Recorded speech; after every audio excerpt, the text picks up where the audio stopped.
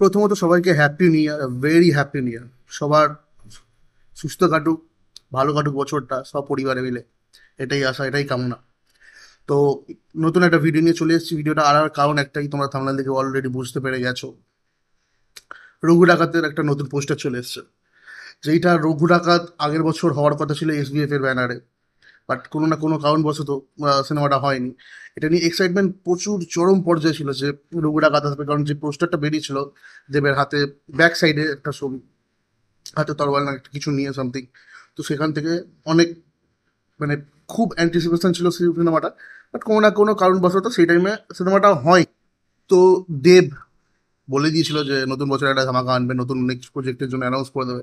সেটা করে দিয়েছে অলরেডি। খাদান যেভাবে রমরমিয়ে হুড়হুড়িয়ে চলছে, মারাত্মক বক্স অফিস কালেকশন আনছে, সেটা নিয়ে বাংলা সিনেমার প্রত্যেক বাংলা সিনেমা প্রেমী যারা, তারা খুবই আহ, মানে কি বলবো, আপ্লুত হয়ে পড়েছে যে আবেগ, মানে যে খাদান এত ভালো বক্স অফিস। যারা বলেছিল যে কমার্শিয়াল সিনেমার যুগ চলে গেছে বাংলা থেকে, বাট সেই জিনিসটা ফিরে এসছে দেবের খাদান দিয়ে। তো রঘু ডাকাতের অ্যানাউন্সমেন্ট হয়ে গেছে। ডাইরেক্টর ধ্রুব ব্যানার্জি ডাইরেক্ট করার কথা ছিল, উনিই করছেন। এবং সব থেকে বড় যেটা, এসভিএফ প্লাস দেব এন্টারটেনমেন্ট ভেঞ্চার্স দুজনের কোলাবোরেশনে সিনেমাটা তৈরি হচ্ছে। এসভিএফ আর 2025-এ পুজোয় আসছে। এসভিএফ 2024-এ পুজো কোনো সিনেমা আনেনি, এটা প্রথমবার হয়েছে যে পুজোতে এসবিএফ এর কোনো সিনেমা ছিল না। বাট সেখানে 2025-এ অ্যানাউন্সমেন্ট অলরেডি হয়ে গেছে, এবছরের শুটিং স্টার্ট হয়ে যাবে। ধ্রুব ব্যানার্জি এর আগে দেবের সাথে গোলন্দাজটা করেছিল। গোলন্দাজে কিছু খামতি ছিল, বিশেষ করে মিউজিক, ব্যাকগ্রাউন্ড মিউজিক, ডায়লগস আমার পার্টিকুলার মনে হয়েছিল খামতি ছিল। বাট আশা করছি এটা, তো প্রথম কথা দেব বলেই দিয়েছিল যে খাদান যদি হিটা পরের সিনেমা আরো বিগ বাজেট ভাবে মানে বেশি বাজেটে আনবে। তো দেখা যাক, যতটা শোনা যাচ্ছে যে কাছাকাছি রঘু ডাকাতের বাজেট প্রায় 10 কোটি টাকা হতে চলেছে। এবার যদি 10 কোটি টাকাটাকে ঠিকভাবে ইউজ করা যায়, ঠিকভাবে হয়, আশা করছি রঘু ডাকাতের একটা মারাত্মক কিছু হবে।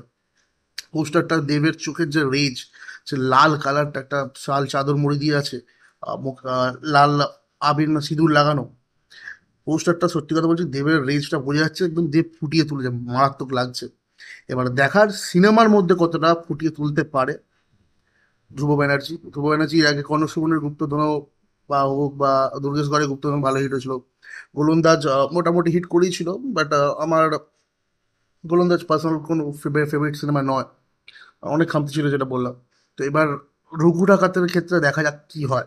এটা নিয়ে পুজো কি ফাটাতে পারে দেবে এবছর, সেটাই দেখা। কারণ আগের বছর টেক্কা ভালোই চলেছিল, টেক্কা বলো, তার আগে বাঘাযতীন ভালোই চলেছিল।